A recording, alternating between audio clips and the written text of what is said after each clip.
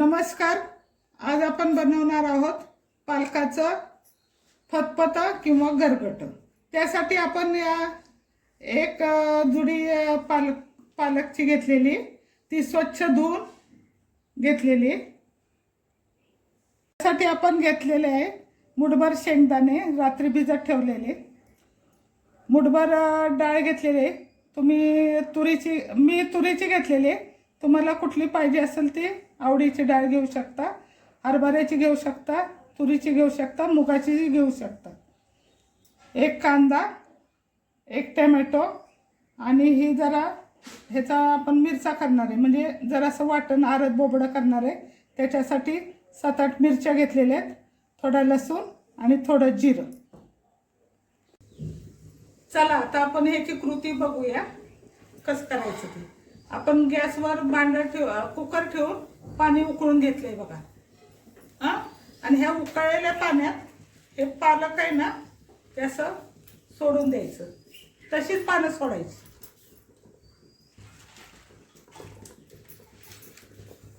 हे बघा, अशी पानं सोडायची आणि फक्त उकळत्या पाण्यातनं ही पानं आपल्याला काढून घ्यायची. हे बघा, जेवढं आपल्याला करायचं आहे ना तेवढंच जेवढं आपल्याला ते रस्सा करायचा आहे पातळ, तेवढंच पाणी ठेवायचं आणि त्यातून ही पानं उकडून घ्यायची. हे बघा, फक्त गरम करून घ्यायची. आपण चिरलेली नाही आहे, बिन चिरताच आपण ही पानं त्यात घातलेली आहेत बघा. ऐका, हे बघा, आणि फक्त ही उकडून काढून घ्यायची. हे बघा, आपण 1 मिनिट फक्त पाण्यात बुडवून काढलेले. ते बघा, अशी ती काढून घ्यायची. पाणी नाही घ्यायचं, फक्त पानच काढून घ्यायची आणि नंतर गार करायला ठेवा. आणि हे पाणी जे राहिलंय ह्यातच आपण ती तुरीची डाळ आणि शेंगदाणे भिजवलेले आहेत ना, ते ह्यातच आपण शिजवणार आहे. म्हणून हे पाणी फेकून देऊ नका. हे बघा, ती गरम पाण्यातून मी 1 मिनिटानंतर पानं काढून घेतली. लगेच 1 मिनिट पण नाही ठेवायचं, पाण्यात बुडली की लगेच काढून घ्यायची. आता बघा, ते पाणी होतं ना पालक आपण काढला त्यातलं जीवनसत्व तसं ह्यात आहे, म्हणून आपण त्यातच ही तुरीची डाळ टाकायची. धुवून घ्यायची डाळ आणि टाकायची. तुम्हाला कुठली पाहिजे असेल ती टाकू शकता तुम्ही. तुरीची टाका, मुगाची टाका, हरभऱ्याची पण टाकू शकता. हे बघा, अशी ही डाळ टाकायची. नंतर हे भिजवलेले शेंगदाणे टाकायचे. हे बघा, हे भिजवलेले शेंगदाणे यात आपण शिजवून घेऊ. जरा काय 2-3 शिट्ट्या करायच्या डाळ शिजेपर्यंत.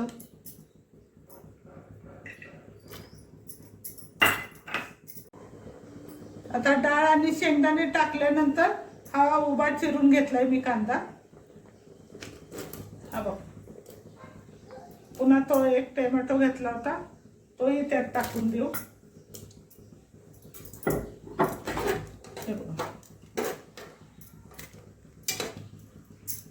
त्याच्यात थोडी हळद टाकू. थोडीशी टाकायची, जास्त नाही. हे बघा, थोडी टाकली हळद.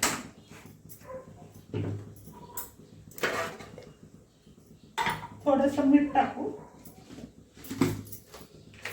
थोडंसं टाकायचं, जास्त नाही टाकायचं, एकदम थोडंसं टाकायचं बघा. आणि थोडंसं तेल टाकू आपण. थोडंसं तेल टाकायचं. हे बघा, हे बघा, थोडंसं तेल आणि कुकरचं झाकण.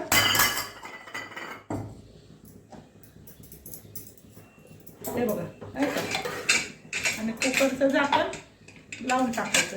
याला फक्त काय 3 शिट्ट्या दिल्या तरी भरपूर होते. लगेच डाळ आणि ते शेंगदाणे शिजतील आणि कांदा आणि टोमॅटो. आता कुकरचं झाकण लावून टाकायचं आणि 3 शिट्ट्या करून घ्यायच्या. आता हा आपण पालक बारीक चिरून घेऊया. हा बघा असा सुरीनं कट करून घ्यायचा, बारीक चिरायचा. इकडं आपला कुकर पण झालेला आहे.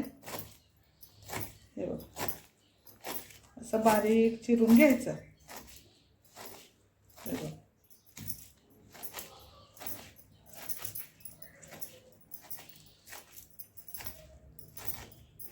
हे बघा झालं का, बारीक असा चिरून घेतला. हा बघा अशा प्रकारे आपण हा बारीक चिरून घेतलेला आहे पालक. आता आपण कुकर उघडूया.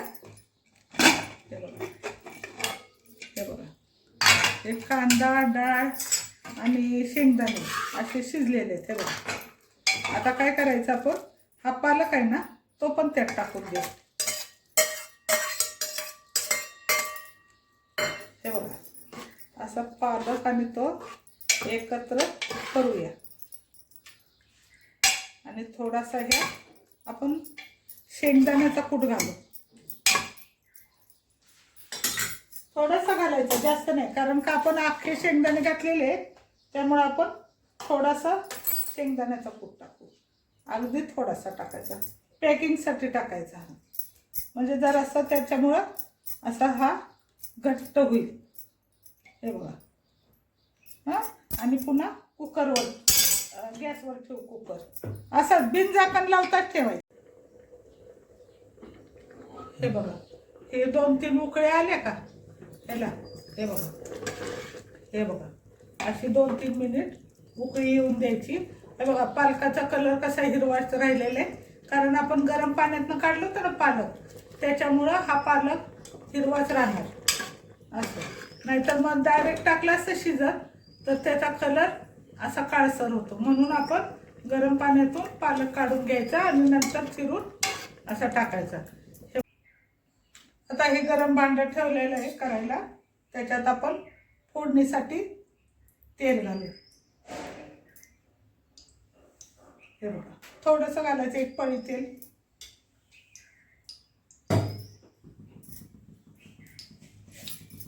हे बघा तेल गरम होत आहे, त्यात आपण थोडं जिरं फोडणीला घालू. कारण का थोडंसं आपण वाटायला घेतलं होतं, पण हे वर्ण दिसण्यासाठी थोडेसे फोडणीसाठी आपण थोडंसं जिरं घेणार आहे. त्याच्यानंतर आपण थोडा लसूण टेचून घेतलेला आहे बघा हा असा. हे बघा आता टेचलेला थोडासा लसूणचं फोडणीला टाकायचं. हे बघा आता हा लसणाची फोडणी वासनाचा घालायचं. गावठी लसूण असल्यामुळं फोडणीचा वास छान येतो बघा. नंतर त्यात आपण जो मगाशी हिरवा मसाला घेतला होता वाटायला, 7-8 मिरच्या घेतल्या होत्या, जिरं आणि लसूण, ते मी मिक्सरला बारीक केलेलं आहे. आरत बोबडं ते ह्यात, ते बघा ते ह्यात घालू.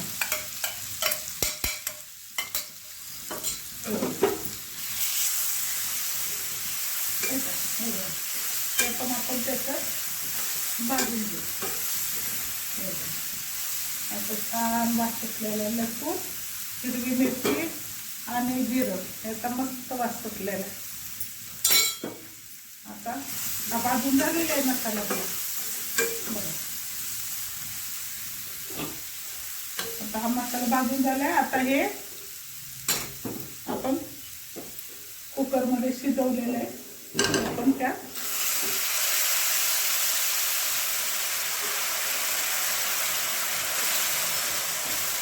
असं ओतून घ्यायचं.